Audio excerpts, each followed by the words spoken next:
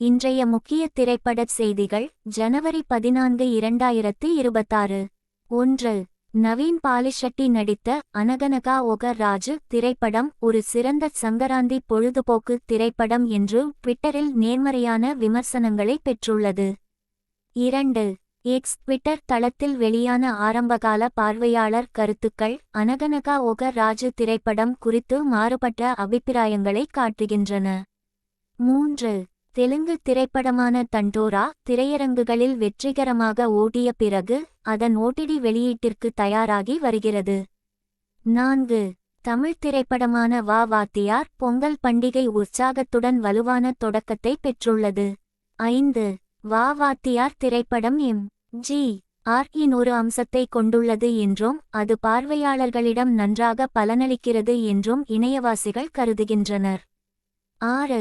பிரபாஸின் தி ராஜா சாப் திரைப்படம் 5வது நாளிலும் பாக்ஸ் ஆபீஸில் தொடர்ந்து தடுமாறி வருகிறது.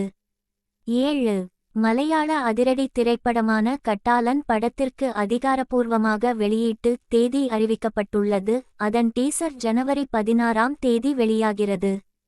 8. ஹேப்பி படேல் கதர்நாக் ஜாச்சோஸ் திரைப்படம் வெளியாவதற்கு முன்னதாக அப்படத்தை பற்றிய அமீர்கானின் எதிர்வினையை வீர் தாஸ் வெளிப்படுத்தியுள்ளார். 9. ஜனநாயகன் திரைப்படத்தின் தணிக்கை பிரச்சினை உச்ச நீதிமன்றத்தை எட்டியுள்ளது. ஜனவரி 15ஆம் தேதி விசாரணைக்கு வரவுள்ளது. 10.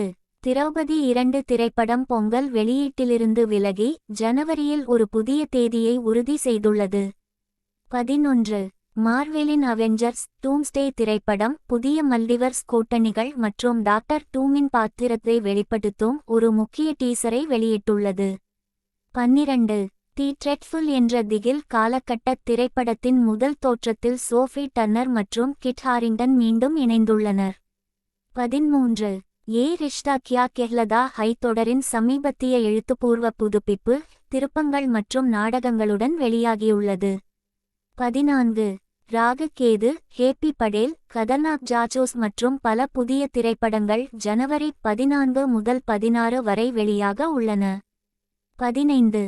ஸ்பாஞ்பாப் மூவி சர்ச் ஃபார் ஸ்கொயர்பேண்ட்ஸ் மற்றும் 28 இயர்ஸ் லேட்டர் தி போன் டெம்பிள் ஆகிய திரைப்படங்கள் இந்த மாதம் திரைக்கு வரவுள்ளன. 16. ஒரு புதிய பொழுதுபோக்கு காலண்டர் டவுன்டன் அப்பே தி கிராண்ட் ஃபினாலே ஸ்ட்ரீமிங் மற்றும் பிற சர்வதேச தலைப்புகள் இப்போது கிடைக்கின்றன என்பதை காட்டுகிறது.